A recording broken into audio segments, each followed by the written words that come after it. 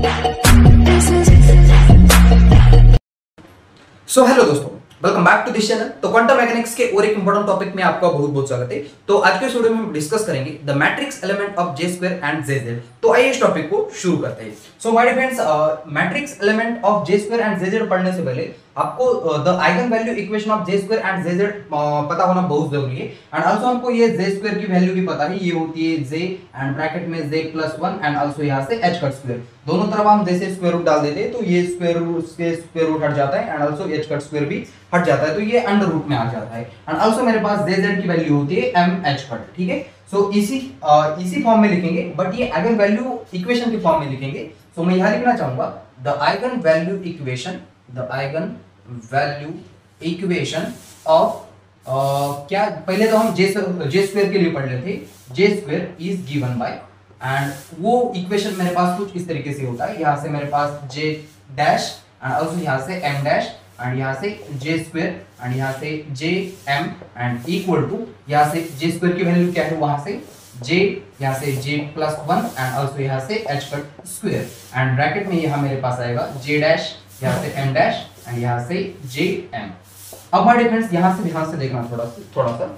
अब यहाँ क्या करेंगे हम, किसके लिए eigen value the matrix element निकालेंगे फॉर जे हैविंग। चलिए मान लेते कि मेरे पास जे की जो वैल्यू है वो है 0 है, 1/2 है एंड आल्सो 1 है। तो इसके लिए हम कैलकुलेट करेंगे। सबसे पहले तो मेरे पास जे की वैल्यूज कौन कौन सी है, ये मेरे पास पहले 0 है एंड दूसरी है 1/2 एंड तीसरी क्या है 1 है, ठीक है। अब इसके लिए क्या करेंगे हम, अगर मेरे पास j के लिए 0 वैल्यू है तो उसकी m वैल्यू क्या हो जाएगी, वो आल्सो 0 हो जाएगी। एंड आल्सो अगर मेरे पास j के लिए 1/2 है तो उसके लिए m की वैल्यू क्या आ जाएगी 1/2 एंड -1/2। एंड फिर से एक बार, अगर मेरे पास क्या है j की वैल्यू 1 है तो m की वैल्यू क्या आ जाएगी 1 -1 से लेकर +1, इन दोनों के बीच में कितनी वैल्यूज है 1 एंड आल्सो 0 एंड -1। तो इस तरीके से हमने j वैल्यू का यूज करके m वैल्यू कैलकुलेट की। एंड सिमिलरली हम z dash and m dash की भी वैल्यू कैलकुलेट कर सकते हैं। मेरे पास z डैश की वैल्यू भी वही आएगी जो कि j की वैल्यू है। तो यहाँ मेरे पास आएगा 0, यहाँ आएगा 1, सॉरी यहाँ 1/2 एंड आल्सो यहाँ से 1। फिर से एक बार z डैश की वैल्यू मेरे पास 0 है तो m डैश की वैल्यू भी 0 आएगी। z डैश की वैल्यू मेरे पास 1/2 है तो -1/2 से लेकर +1/2 तक यहाँ लिखूंगा मैं 1/2 एंड आल्सो यहाँ से -1/2। फिर से एक बार यहाँ मेरे पास z डैश की वैल्यू 1 है तो m डैश की वैल्यू क्या हो जाएगी, वही 1 0 एंड क्या हो जाएगी दूसरी -1। अब इसी का यूज करके हम क्या करने वाले, ये मैट्रिक्स एलिमेंट फाइंड करने वाले। सो माय डियर फ्रेंड्स, थोड़ा सा ध्यान से देखना। या अगर मेरे पास j dash and m, z dash and j, m dash and m, इन दोनों की वैल्यू अगर सेम हो जाए, अगर मेरे पास j डैश यहाँ मैं लिखूंगा j dash m dash and also यहाँ से j m, ये वैल्यू 1 कब हो जाएगी, जब मेरे पास j डैश की वैल्यू j के बराबर हो एंड m डैश की वैल्यू किसके बराबर हो m, एंड तभी ये क्या हो जाएगी 1 हो जाएगी। मगर अगर ये दोनों नॉट इक्वल टू हो जाए, j dash m dash j m equal to 0 कब हो जाएगा, जब j डैश की वैल्यू क्या हो जाएगी नॉट इक्वल हो जाएगी किसके j के बराबर एंड आल्सो m डैश की वैल्यू नॉट इक्वल हो जाएगी m के बराबर। तो ये दोनों केसेस का हम यूज करेंगे एंड आल्सो ये मैट्रिक्स एलिमेंट सॉल्व करने की कोशिश करेंगे। अब थोड़ा सा ध्यान से देखना, ये पहले वाले बॉक्स के लिए j डैश की वैल्यू एंड j की वैल्यू सेम है, ओके, इन दोनों की वैल्यू सेम है। इसका मतलब ये इसकी वैल्यू 1 आ जाएगी एंड j की वैल्यू यहाँ पुट करने के बाद, ये सॉल्व करने के बाद क्या आता है देखो जरा, j की वैल्यू मेरे पास क्या है 0 है तो इसमें जैसे मैं 0 पुट करूंगा तो ये पूरी टर्म क्या हो जाएगी 0 हो जाएगी, तो यहाँ आएगा 0। एंड अगेन क्या करेंगे, यहाँ से देखो जरा j डैश की वैल्यू 0 है एंड j की वैल्यू 1/2 है, यानी कि ये कंडीशन सेटिस्फाई कर रहा है, सॉरी ये कंडीशन सेटिस्फाई कर रहा है, इसका मतलब ये पूरी टर्म क्या बनेगी 0 बनेगी, तो यहाँ भी 0 आएगा। j डैश j वैल्यू दोनों डिफरेंट है, फिर से एक बार 0, j डैश की वैल्यू j की वैल्यू डिफरेंट है 0 आएगा। अगेन j की वैल्यू j डैश की वैल्यू j की वैल्यू डिफरेंट है तो यहाँ भी 0 यहाँ भी 0। अच्छा है, अब यहाँ से देखो फिर से एक बार, यहाँ मेरे पास j डैश की वैल्यू 1/2 है, j की वैल्यू 0 है, वैल्यू डिफरेंट है, इसका मतलब क्या हो गया 0। दूसरा तो हमको चेक करने की जरूरत ही नहीं है क्योंकि पहली कंडीशन सेटिस्फाई नहीं हो रही है। उसके बाद यहाँ से फिर से एक बार j की वैल्यू 1/2 है, अच्छा है, j की वैल्यू एंड j डैश की वैल्यू सेम है, फिर से हमको क्या देखना है m की वैल्यू एंड m डैश की वैल्यू सेम है कि नहीं वो देखना है। यहाँ से देखो 1/2 है m की वैल्यू 1/2, इस बॉक्स के लिए, इस बॉक्स के लिए m की वैल्यू 1/2 m डैश की वैल्यू 1/2, दोनों भी वैल्यू सेम है, इसका मतलब ये कंडीशन सेटिस्फाई कर रही है। इसका मतलब इसकी वैल्यू 1 आ जाएगी, जे की जगह पे हमको 1/2 पुट करना पड़ेगा, तो यहां से मेरे पास 1/2, यहां से 1/2 प्लस 1 एंड यहां से h कट स्क्वायर। इसको सॉल्व करेंगे तो 3/2 एंड 1/2 यानी कि क्या हो जाएगा 3/4 h कट स्क्वायर। तो इस वाले बॉक्स के लिए मेरे पास आएगी 3/4 h कट स्क्वायर। ओके, इससे एक बार यहां से देखो जे की वैल्यू 1/2, z डैश की वैल्यू 1/2, वैल्यू जे की सेम है।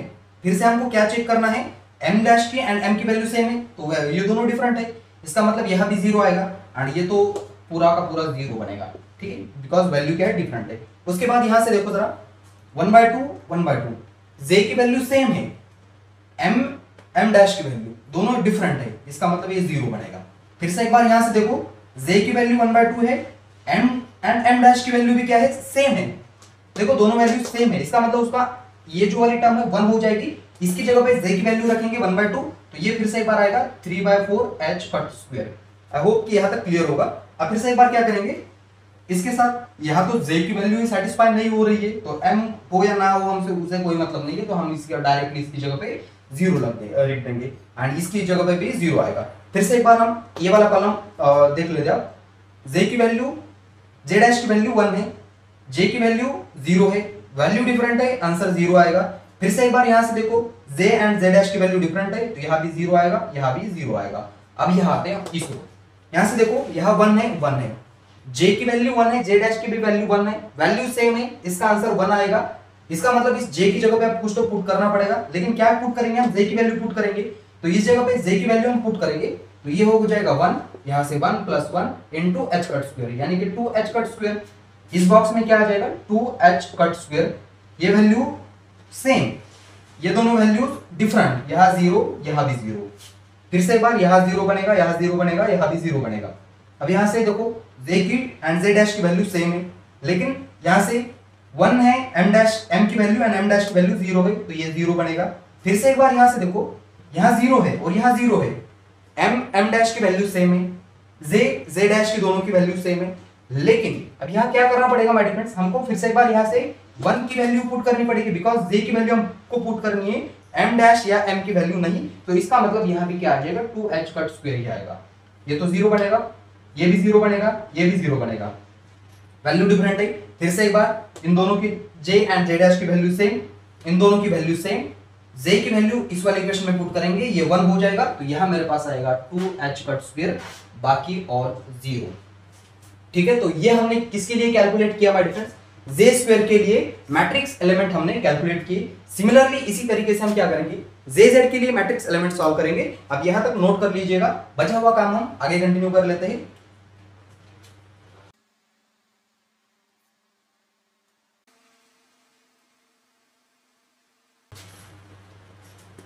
एंड इसके बाद देख लेते हैं my dear friends, the matrix element of J square तो हमारा हो गया। अब हम क्या कैलकुलेट करेंगे, जे जेड के लिए कैलकुलेट करेंगे। अब यहां क्या करेंगे, वही सेम फिनोमेना यूज करेंगे। सो यहां मैं लिखूंगा the eigen value equation of J Z is given by, तो eigen value of J Z equation मेरे पास होता है कुछ इस तरीके से, जे डैश यहां से m डैश, यहां से मेरे पास जे जेड एंड आल्सो यहां से जे डैश, सॉरी यहां जे एंड यहां से क्या आ जाएगा, फिर से एक बार m and equal to J Z की वैल्यू होती है m h कट एंड फिर से एक बार यहां से जे डैश m डैश, यहां से j एंड m। ओके, अब यहां भी हम किसके लिए कैलकुलेट करेंगे, फॉर j हैविंग मेरे पास j के लिए कौन सी वैल्यू है, j हैविंग वैल्यू 0, वही ले लेते हैं 1/2 एंड 1।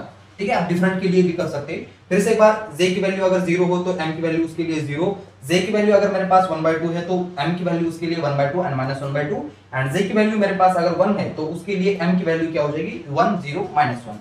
वही है वैल्यूज हमने यहां भी लिखी। फिर से एक बार यही हमको समझना है कि अगर दोनों वैल्यू सेम है तो वो आंसर 1 आ जाएगा, वैल्यू डिफरेंट है तो आंसर 0 आ जाएगा।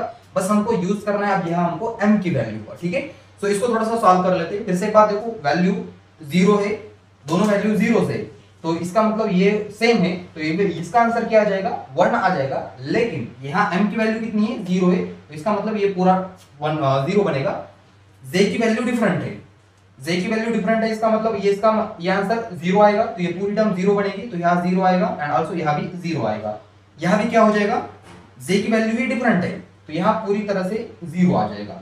फिर से एक बार हम क्या कहाँ आ जाते हैं, यहाँ पहले वाला कॉलम, j की वैल्यू कितनी है यहाँ 0 है, इसकी वैल्यू 1/2 है, तो वो 0 हो गया। फिर से एक बार यहाँ भी क्या अब यहाँ से देखना जरा, जे की वैल्यू सेम है, जे एंड जे डैश की वैल्यू सेम है 1/2 लेकिन हमको क्या, ये तो 1 हो गया, जिसकी m की जगह पे हमको m की वैल्यू पुट करनी है, तो m की वैल्यू कितनी है 1/2, तो यहाँ 1/2 रखेंगे तो m की जगह पे 1/2 एंड ऑल्सो यहाँ से h कट, इसका मतलब यहाँ क्या आ जाएगा मेरे पास h कट 2 ठीक है।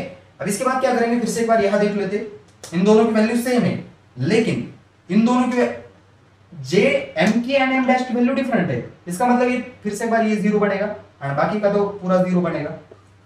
अब यहाँ आते हैं, यहाँ भी 0 बनेगा बिकॉज वैल्यू डिफरेंट है।